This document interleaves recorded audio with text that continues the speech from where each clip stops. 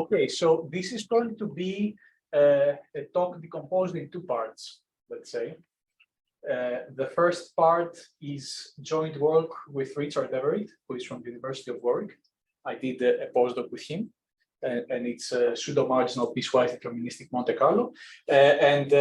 Because we have 1 hour, and Emma told me that we have a lot of time, maybe I'll go to a second part, which is some work that I did during my PhD with Gareth Roberts, who is also in Warwick. And that's like a different MCMC algorithm. So I work on MCMC, on Markov chain Monte Carlo. Okay, I consider myself an applied probabilist, and also I work a little bit on Bayesian statistics. And MCMC has a lot of applications on Bayesian statistics, basically. So I'll connect these two notions, the first and the second, at some point, because I'll use the second algorithm at some point to target something on the first scenario, basically. But okay, I'll give an overview. Some of you, okay, so the second part, some of you already saw it last Friday because I give a talk on that. But you can leave at the middle of the talk, obviously. Like don't feel obliged to stay.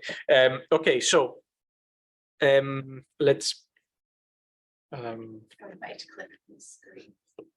Okay, perfect. Okay, so the first part, first of all, it has two notions, right? It has the notion of pseudo-marginal, and then it has the notion of piecewise deterministic Monte Carlo. So I'm not sure how familiar you are with pseudo-marginal algorithm, but I'll give the definition.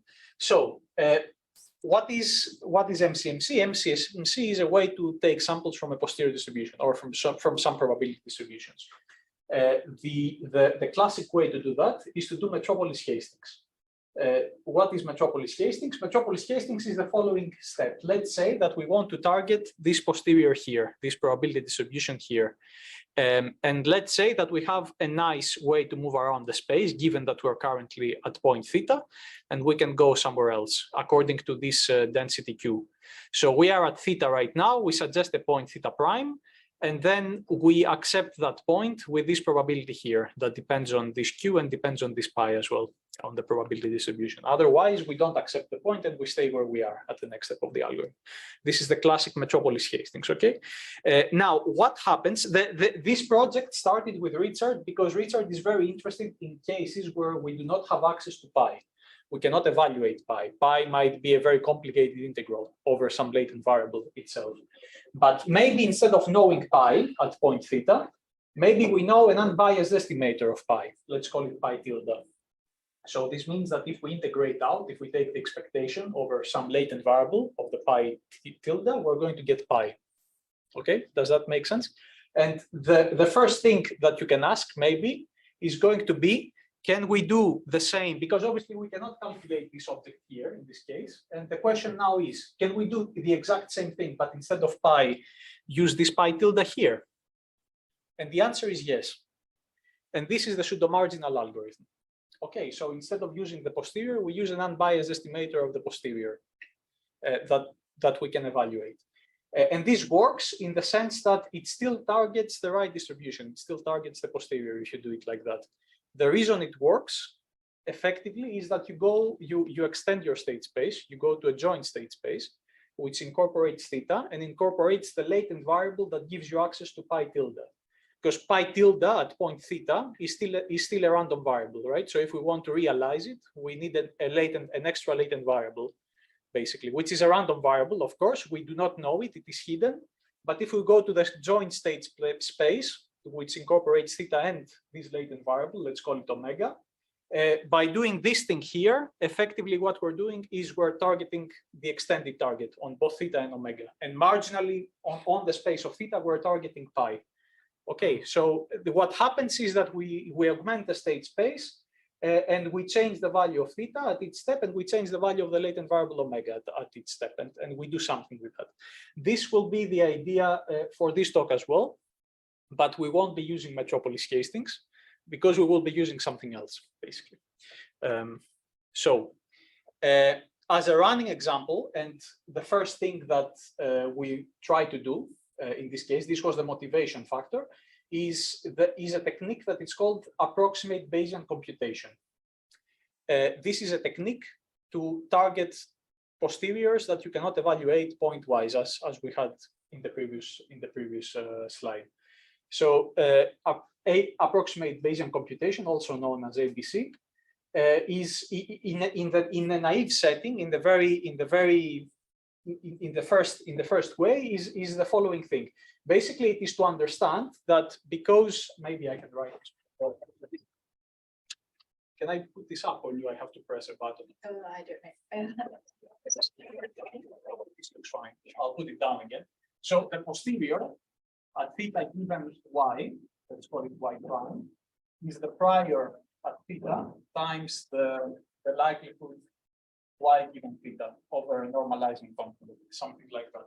So basically, in order to realize, in order to sample from this thing here, what you could do is you could take a sample from theta, right, from the prior, and then given this theta, take a sample y. Sorry, this is y star. Generate a variable, some pseudo data y, and then accept this thing only if y happen to be exactly equal to y star. Y star are the actual data that you got. This is a way to do that. Of course, in practice, this is bullshit because the probability of having the fake data that you generate equal to the data that you already had is, I mean, it's at least very, very small, right? Because it's, especially if it's a continuous random variable, it will never go to happen, of course.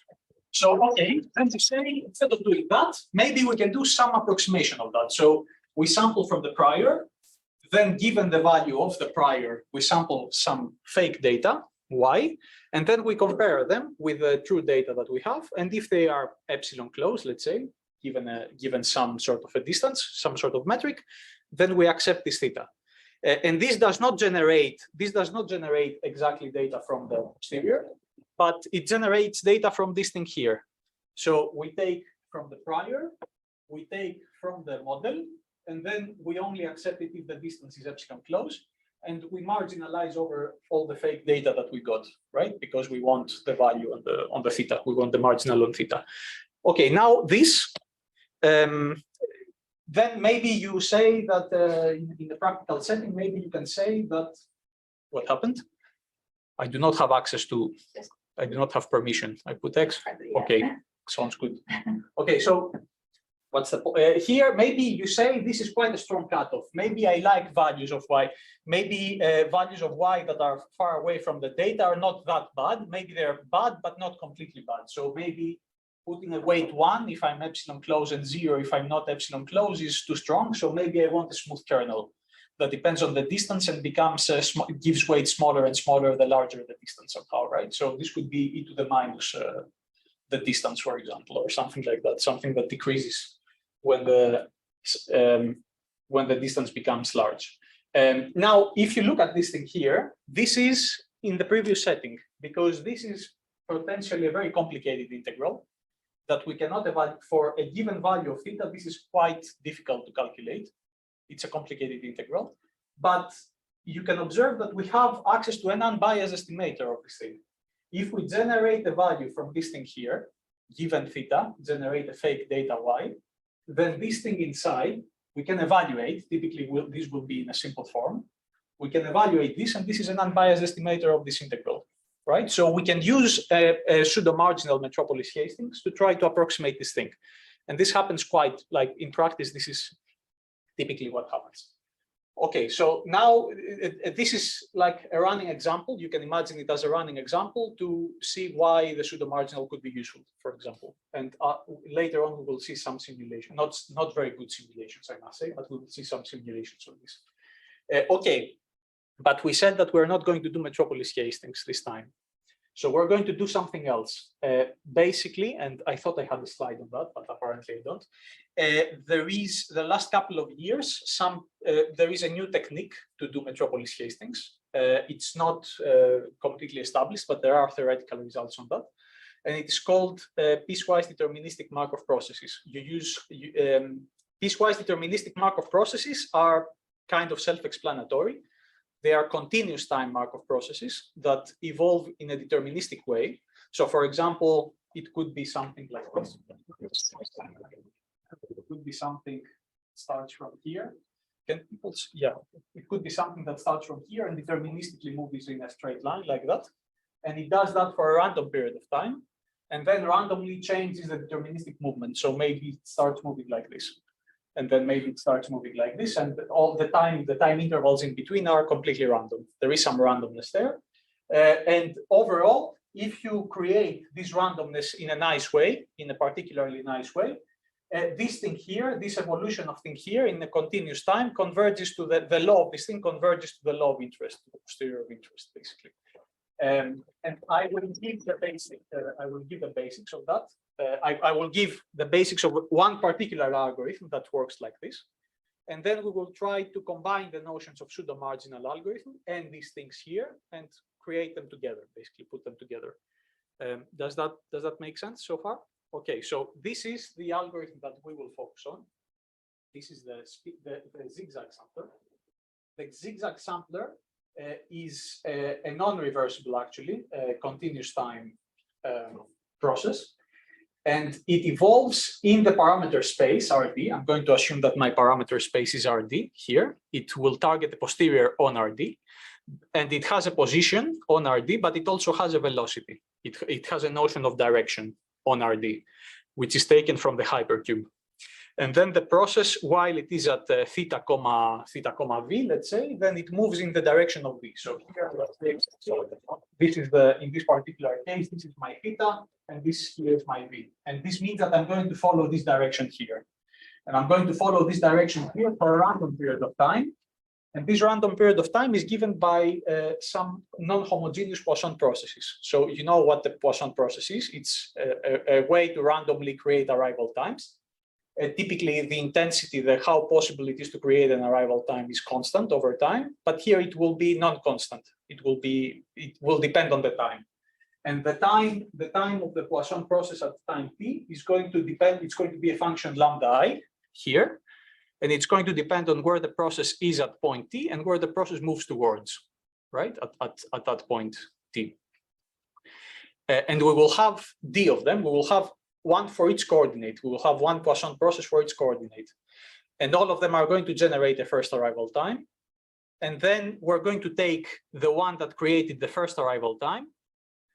And we're going to take the first arrival time. We're going to take the coordinate that created this first arrival time, and we're going to switch the sign of the velocity of the direction of that coordinate. So here, for example, we're moving in this direction, and here there was a first arrival time. After this amount of time, there was a first arrival time, and the coordinate of this one, let's say, changed, and we started moving in this direction. Does that make sense? Okay, and how likely it is to change its coordinate, of course, depends on this function lambda I. And if you take the lambda i's in this way, which seems a little bit complicated, but it's not that much complicated. If you pick the rates according to this, and this you can consider as something being equal to 0 for now, then you will target the thing you want to target. You will, in a sense, you will converge to the distribution that you want to converge in the limit. Let's say for now at least you leave this invariant. And this expression here, it's the maximum between 0 and something else because it's a rate. It has to be positive. It cannot be negative. And then it takes into account where the I coordinate moves towards, and it takes into account where the coordinate goes in some sense from the I partial derivative of the u. The u in this case is the minus log likelihood.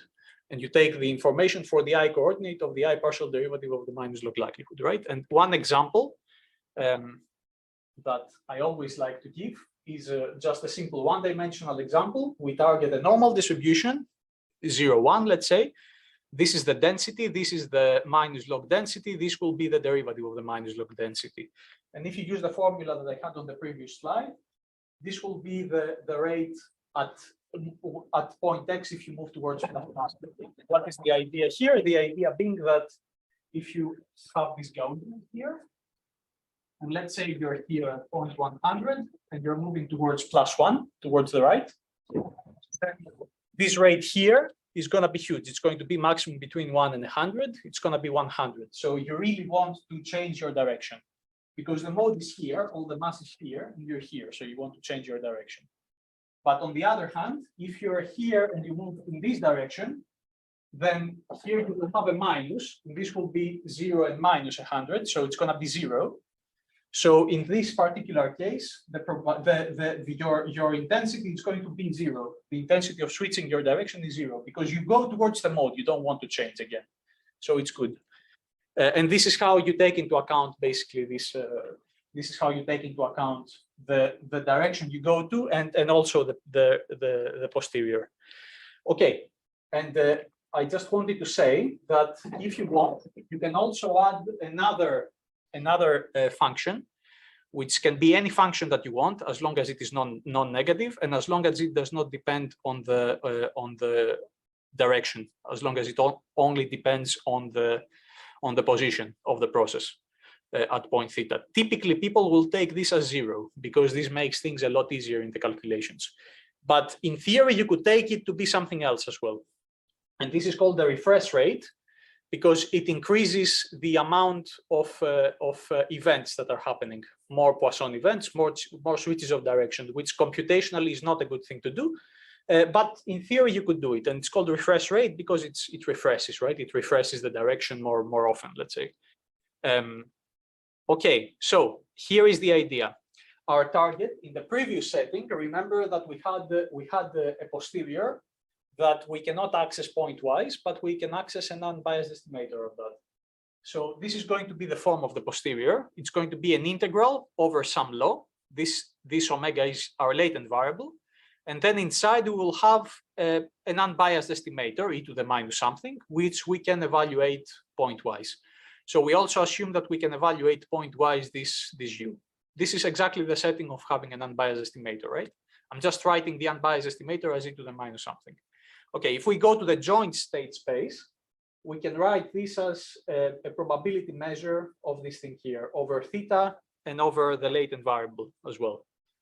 And then the idea is to keep omega fixed, explore the conditional target, which is the target e to the minus u theta varies over the space given omega. This is the conditional distribution given the latent variable omega right now.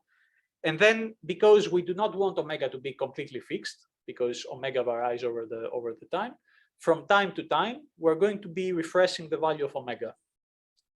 Okay, so from time to time, we're going to be refreshing the value of omega, and here we're going to be refreshing the value of omega according to this law pi here. Because a draw from pi is what makes this estimator here over omega unbiased, right? This is the idea, and we assume that in this case that we have access to pi, like we have access pointwise to pi, but we can generate values of the latent variable from pi, because this is in some sense equivalent to be able to generate random variables from the unbiased estimator. Does that make kind of sense? Okay. And the way we're going to add this refresh is by using these gammas that I have in the previous page, because these gammas are what allows the process to have some extra events, to have some extra changes of direction. In this case, it's not going to be changes of direction which are going to happen when these refresh rates occur. They are going to be changes on the random variable omega, on the latent variable omega somehow. Does that make kind of sense? Okay, I'll give the algorithm. Okay, this is really, I mean, it doesn't look good, but it's very similar to what happened before.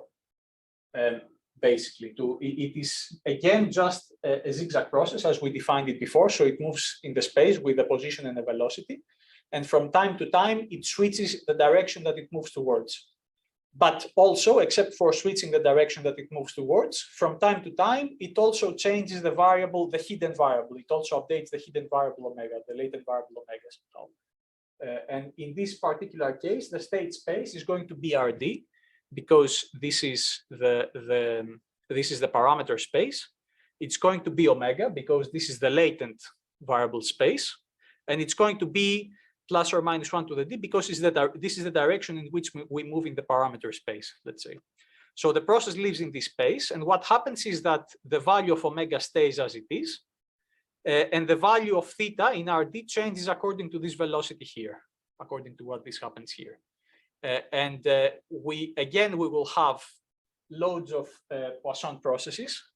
So you can, which will depend on where the process is on RD and how it travels on RD. It will depend on where the process wants to travel on RD, and it will depend on the current value of the latent variable omega somehow. And this rate here, which is the rate of something happening and some sort of the movement of the process changing, can be decomposed into two parts. This is the first part here, the drift rate, let's see. And it's very similar to what it was before. It was where the process moves towards times the di partial derivative of something, of the u, plus an extra rate that this time it has to depend on u somehow. And this decomposes into two different ways, because depending on which part played its role for the ring for the Poisson process to generate the point, we were going to do something different. So because the point that was generated by the Poisson process could have happened either due to this or due to this. If it happened due to this, then we're going to change the VI coordinate from +1 to -1, or the other way around. And if it happened due to this, the refresh rate gamma, then we're going to update the value of omega.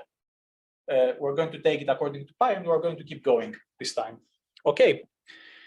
Yeah, and this is what I have here. So with probability, this is the refresh, this is the drift rate. We're going to change the I coordinate of it, or with the other probability, with the rate, we're going to draw a new omega from pi. Okay, does that make sense? Okay, and then if we do it like that, then we retain the posterior that we want. Effectively, we retain it as invariant measure, and we converge there as well under very mild conditions, and everything is nice and perfect. Okay, so and I'll give some simulations. What time is it, by the way? 25. Okay, so we have loads of time. Good. Okay, I'll just give some examples. In the very first slides, we had the posterior distribution of the approximate Bayesian computation, which was written in this form here, this ugly little form here. And in here, on this phi, we had the fake data, if you remember. We had the integral over all the fake data. Now, it can be, always it is the case that the fake data that are generated given theta can be written as a deterministic function of theta and the latent variable omega as well. For example, think about it. If the model is a normal distribution of theta and 1, something like that, then we can generate this by generating omega from normal 0, 1, and then we can use theta comma omega to be theta plus omega, because we transpose a normal distribution by theta if we want something like that, right? So in this particular case, this f that I have over there is going to be this. Generally, it's going to be a deterministic function that takes into account theta, and it takes into account the latent variable omega. And it is and the randomness comes from the fact that omega is random somehow. It's a latent variable. Okay. So in order to implement the algorithm this time, we're going to need access to f, to this function f, and we're going to need access to the gradient of f as well over theta. So maybe there is a gradient of f over theta. Typically, it's going to be in practice, or I think in the models we're looking to. And if we can do that, then we can use the algorithm that we described before, the one that updates with some probability the direction, or with some probability the omega, the latent variable omega. And we can try to target the ABC posterior in this particular case. And I have this ugly formulas here of what are the rates. You don't have to look at them. It's just a way to write the rates, and you can do it in practice. So one example is when the kernel that you're this k is how much weight you give to observations, to fake data that are far away from the observation, basically. So if the distance is s from the truth is s, then you give it a weight of this. And then there is this parameter 1 over epsilon that dictates how much you want the data to be close to how strict you are. So if epsilon is very close to 0, then basically you only want fake data that are very close to the truth, because then for a value of s equal to 1, let's say when epsilon is very, very close to 0, this will be very, very small. The weight is going to be very, very small, and vice versa. So in this particular case, I just have written down the rates of switching from the direction of vi to minus vi, and the rate of updating your omega as well. So one interesting thing to observe is in this particular case is that here we have an inner product between the derivative of this is the link function that links the generating function that links the parameter and the fake data, and this tells you how much are the fake data are going to change if I slightly change the I coordinate of theta, right? And this, what does this tell you? This tells you how. What is this is the vector of the distance between the fake data and the true data.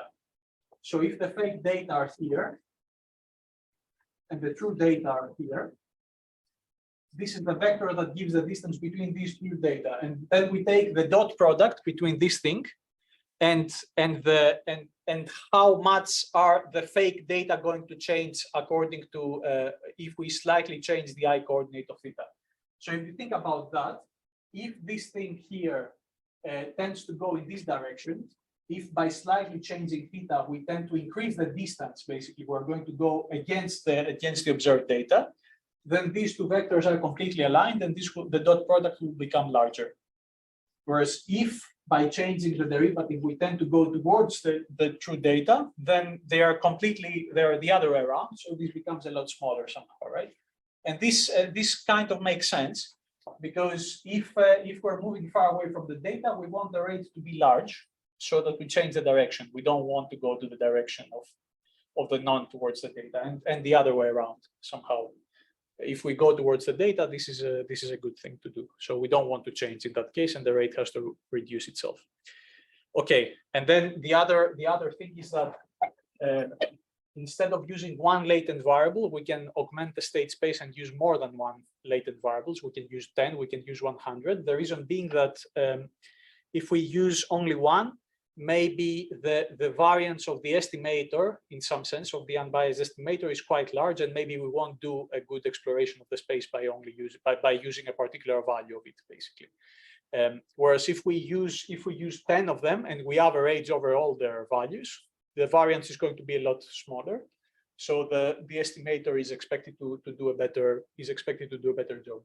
And basically, whenever in the previous calculations I used an F, this time I can average over lots of different values of omega. Let's say omega 1 up to omega 10, something like that.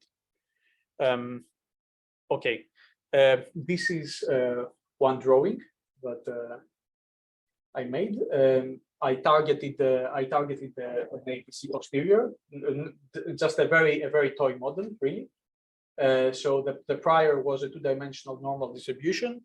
The model was a two-dimensional normal distribution centered around the parameter. I observed some data, and I put a value of epsilon, and I used the zigzag, the piecewise deterministic thing, and I used this to target this, and these were the results. So this is I compare effective sample sizes here. The effective sample size is a way to try to understand how many independent samples from the posterior has the algorithm created, basically. And it's quite in practice. I mean, it's used sometimes in simulations in order to understand how good the algorithm has performed, basically. So the larger the value, the better. And I compared two different algorithms. I compared this is the algorithm that I described, the zigzag algorithm, which in this pseudo-marginal setting where we update the latent variable every now and then. And the other is a classic random walk metropolis algorithm, which is quite well established in the literature. People use it. It's not the state of the art, but it's a well-known algorithm at least. And here I compare various. I compare the effective sample size per likelihood evaluations and per minute, and I must say that we didn't do very well in this particular case. Like you can see that in terms of likelihood evaluations, we haven't done very well. But if we take the effective sample size per minute of implementation time, we have done a little bit better. And I think there is some room for improvement in the coding of the process that we are suggesting, basically.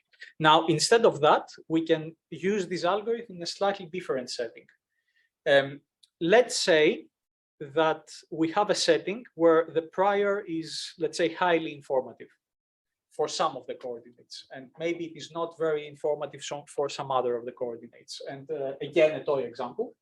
A toy example could be that, let's say we're in R2. Let's say that the prior is this thing here, a normal. It's independent for the two coordinates, and it's there are two normals. Ones are centered around 6, the other centered around 0. And then let's say that the model is again a normal centered around θ1 and θ2, but the correlation, the covariance matrix is like this. So there are some positive correlations. The variance of the first coordinate is 1, and the variance of the second coordinate is huge. Let's say that we have something like that. Well, what's going to happen here? The point here is that the point here is that let's say that we observe the data 1 and 2, 1 in the first coordinate and 2 in the second coordinate. Well, the 1 in the first coordinate tells us something because the model was centered around θ1 with the variance 1. We know that θ1 probably has to be relatively close to 1. But the fact that we observed 2 for the second one doesn't tell us a lot. I mean, it could, because the variance is 1,000, I don't know, 10,000 here. So it could mean pretty much anything. And in this particular case, most of the things that we know, I mean, okay, it's a toy model, but I mean, you can construct things like that in practice in some sense. The point is that here the prior for the second coordinate tells you quite a lot of things, basically. All pretty much the marginal of the second coordinate of the posterior is going to be pretty close to the second coordinate of the prior in this particular case. So here it could make sense to, whenever you use whatever algorithm you want, whenever you want to update the value of θ2, it could make sense to update it according to the prior, according to the value of the prior, because it's very close to the posterior in the end. And maybe you can have a setting. This part, what happened here was basically that there is a lot of well, in some sense, not many things change. Not many things change from the second in the second coordinate in some sense. So you can have examples like that in higher dimensions as well, which I haven't done yet, but I mean they exist. And in this particular case, you can use the previous algorithm in the following way. You could say, let's imagine for a second that θ2 is going to play the role of our latent variable, because our latent variable is the thing that we update every now and then according to a distribution that we know.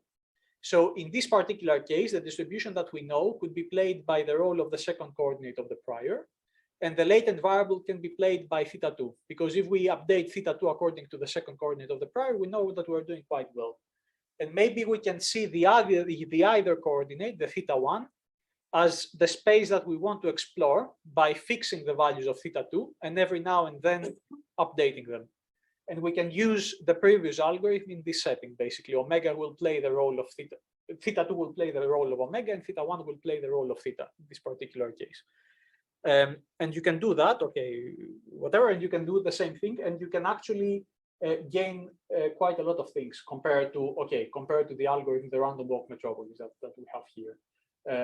And I have tested it against some other algorithms that I haven't put here, and it does slightly better, not extremely better, but it does a little bit better. So in this particular case, let's say the zigzag algorithm is doing better than the random walk metropolis in both in effective sample size per likelihood evaluations and per minute of implementation time. Okay, and yes, nice. Okay, so we have, I guess, 10 minutes, something like that, probably. So I have some time to explain what I also used another algorithm. I used instead of the zigzag algorithm in this particular setting, which explores the state space in straight lines and every now and then updates either the direction or the latent variable, you can use a different algorithm, which we call speed up zigzag. do it in the very similar. Okay, I'll explain what the algorithm is now. So it did, by the way, it did quite well in this particular case, not in the sense of effective likelihood value, not in the sense of ESS per likelihood evaluations, but in the sense of ESS per minute of implementation time, it did quite well in this particular case. So the second part of this talk, which I will keep quite simple, is to explain this algorithm in its basic form, this speed-up zigzag algorithm. If you know, and I will explain it in its simple form without, we're going on a different context. There is no pseudo-marginal here. There are no latent variables from now on.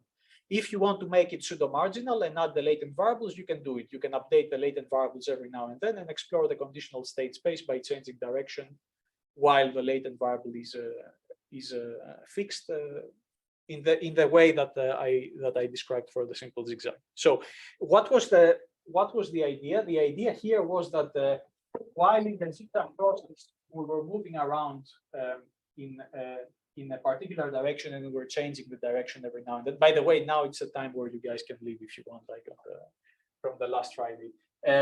We move around the space with a constant speed v, and we change the direction of v every now and then. But the speed in which we traverse these lines is constant. It always remains constant. And this can create some problems because if you have a lot of mass at the tails, if the posterior has a lot of mass at the tails, then by moving with constant speed means that you don't have enough time to access the tails, basically. So you are not in a position to go to the tails very fast. And this can be solved by, instead of moving with constant speed, to put a speed function at its particular point of the space and allow the process to speed up or slow down as it moves around the space. And this role will be played by this speed function s of x in this point, which gives a speed of s of x. And this can create dynamics that might accelerate, for example, at the tails and slow down close to the mode because you want to spend more time at the mode. You want to go slower there. You want to go faster at the tails. You want to go there faster. You want to get back faster, but you want to explore that area as well somehow. Okay, this doesn't matter. I mean, I'll just give the basic definition of the algorithm. The definition is that, again, you're on RD. Again, okay, this time the notation is bad. I mean, theta is what was V before, actually, and X is what theta was before. So this is the parameter space, and this is the direction space. And the direction is, again, plus or minus 1 to the D.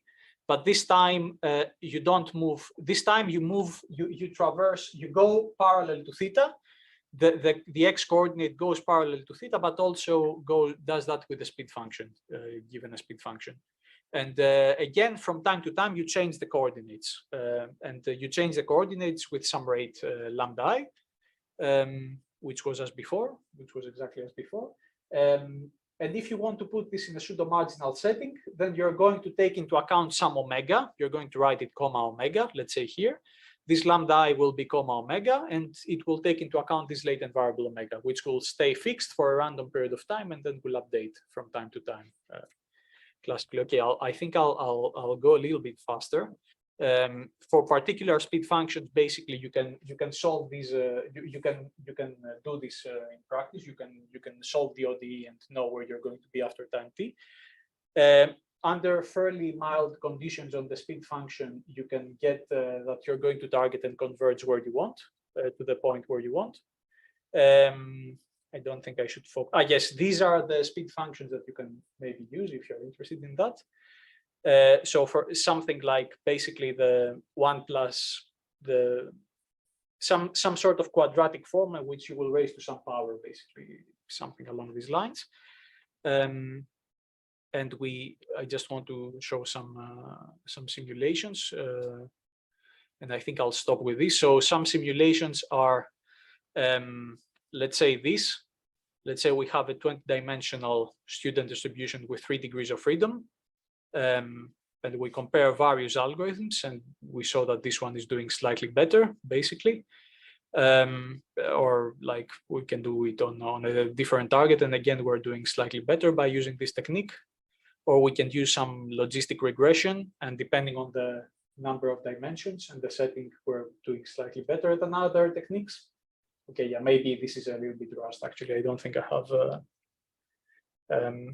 But okay, basically, this is a variation of the previous algorithm that you can use again in the same setting by fixing the latent variable omega and updating the omega every now and then. And in some simulations that we showed that we have theoretical results for this, and in the previous setting, we see that it can actually make some things go better. Basically, it can do better in some situations, at least. Does that? Okay. Yeah, I think I'll stop because it's not enough time to go in more details. But yeah, cheers. Thanks.